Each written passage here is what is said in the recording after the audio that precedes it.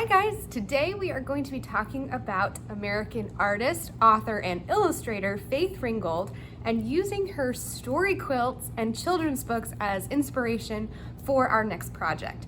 And so for this project, you're gonna need some drawing tools and coloring tools. I'm gonna teach you a little bit about Faith Ringgold and show you some examples of her work, and then I will show you what we're gonna make. So go grab your tools and come on back and we'll get started. Faith Ringgold was born in 1930 in Harlem, New York. A lot of her artwork is inspired by her time growing up there, like this story quilt that you see here. Her children's book, Tar Beach, arguably one of her most famous, is about a young girl who uses her imagination to fly across New York City and find things that are important to her. We're going to use this as inspiration for our artwork. All right, guys, so we are going to be taking some inspiration from Faith Ringgold's book, Tar Beach. And so your project this week is to come up with a place that you would like to travel to, you would like to visit, you would like to go to, and we're going to create a picture of yourself, so a self-portrait, flying over that place. So the place that I've chosen is the beach. I would love to fly to the beach, love for it to be summer. The beach is one of my favorite places, so I would like to fly there. So what I've done is draw a portrait of myself flying in the sky over the beach and a lot of beach details similar to the illustrations we looked at from Faith Ringgold's book. So I'm going to show you really quickly how to draw a flying self-portrait using basic shapes, and then I will turn it over to you to create the rest of your picture. All right, so one way to draw things that are more complicated, like a person's body, is to break it down into basic shapes. And so we're going to create the shape of the body using ovals and rectangles, and then we will just be using those as guidelines. So we're going to need to erase them. So when you're drawing these first steps, make sure that you're drawing really lightly with your pencil. That way you can erase these shapes that we're drawing to start out with, so that we don't end up with sort of yucky eraser pencil lines inside of our portrait. So one of the tricks here to drawing our flying self-portrait is to turn the paper so that instead of drawing our person horizontally, which is a little bit strange, not normally how we draw people, is to turn our paper and draw our person vertically. That way when we draw, it looks like a person standing with their arms up, and then when we turn the paper this way, they appear to be flying. So we're going to start by creating the head shape, and we're going to start with just a plain oval. And of course, oops, I should probably move this over because she's going to be in the sky. So if I put her in the middle of the paper, I'm not going to have enough room for all the details underneath. So I'm actually going to move over here to the right side of my paper. All right, I'm going to make an oval. And again, we're drawing pretty lightly with our pencil. We're going to do a little rectangle underneath just to indicate where the neck is going to go. We're going to create the body shape with just a really light rectangle. So this will be the torso, so from the hips up to the shoulders. And then for the legs, we'll use little skinny rectangles. And again, these are just guidelines. These are just sort of blocking in where we want the parts of the body to go. We will not be keeping these rectangles because this doesn't look very natural. Okay, I can put some shoes on my portrait. And then we need the arms up because if you were flying, you'd probably put your hands out above your head. And so we'll do a skinny rectangle here above this corner, and then a skinny rectangle here above this corner. All right, so next, we'll start adding a few details. So again, we're not going to be keeping all of these rectangles and ovals, but we're going to use them to create an outline of our body shape.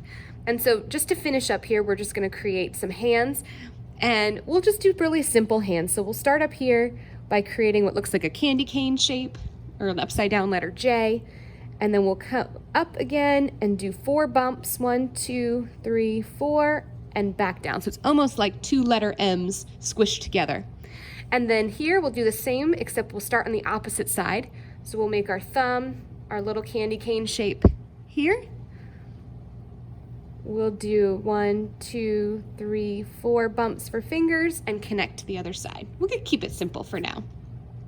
All right, guys. So now what we're gonna do is we're gonna take our pencil and we're gonna do an outline around the outside of the shapes. So if you've ever kind of laid on the sidewalk and had somebody trace you with chalk, that's kind of what we're gonna be doing here. So with my pencil, and I can press a little bit harder now, I'm gonna trace over the outside edges. And when I get to the end, I'm gonna jump over and connect and go around the outside edge of all the shapes. Do a curved line here to connect the legs. And back up, and again, when I get to the end of a shape, I'm just gonna continue across, reach to the other side, come down this way, connect up to the head, just like that. So now when I erase what's left over of my shapes, I end up with a really nice, simple outline of a body that looks like it's flying. All right, so when I rotate my paper this way, my person is gonna be appearing to fly. So the last thing I'm gonna just talk to you about real quick is creating a profile view. So when you have a person who is looking to the side, or in this case, looking down, we're only gonna be able to see half of their face, and so we'll only see one eye, one eyebrow, one side of the nose, and one side of the mouth, and one ear. So we're just gonna add those details together, and then I will let you go and create the rest of the details. So the hair, the clothes, any other accessories to make it look like you. And then underneath, a picture of where you are flying to. So that could be, it could be somewhere personal to you, like maybe you're going to visit your grandparents' house. It could be someplace you've never been before but would like to go. Maybe you want to go see the Eiffel Tower in France. Maybe you want to go to Hollywood. Maybe you want to go to the beach in Florida. So anywhere that you would like to be, we're going to draw in our picture. All right, so let's just scoot this out of the way for now. We'll zoom in a little bit. Okay, so we're gonna create the profile view, and so we're just gonna make a little triangle for the nose. So we're only seeing the nose that comes out this way. We're only seeing half of that. And I can erase this line now. Okay, so we're gonna connect that. And then if you're looking at, and I'll rotate my paper here, that might be easier to see. You can change the shape of this too. If that's too pointy or if it doesn't really look like your nose, you can always adjust the roundness of the nose shape. So when artists draw eyes from the side, we actually do a little trick where we draw what looks like a sideways letter V, and then we close that letter V with a curve. So it almost looks like a sideways ice cream cone or a sideways teardrop. And then we make a little oval in that round portion. And then we'll add a smile under the nose. I like to add a little cheek just because it's cute. Perhaps we add an eyebrow. And then one ear, so sort of like a backwards letter C shape here for the ear. Okay, all that's left to do now is for you to add hair, clothes, and any other details to make your portrait look more like you.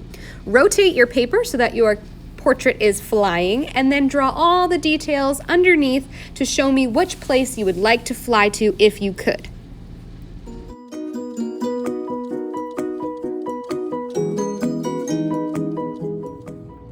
All right, guys, please make sure to upload a photo of your Faith Ringgold drawings. I can't wait to see the place that you would fly to if you had the ability. So I'm looking forward to it. Have a great week.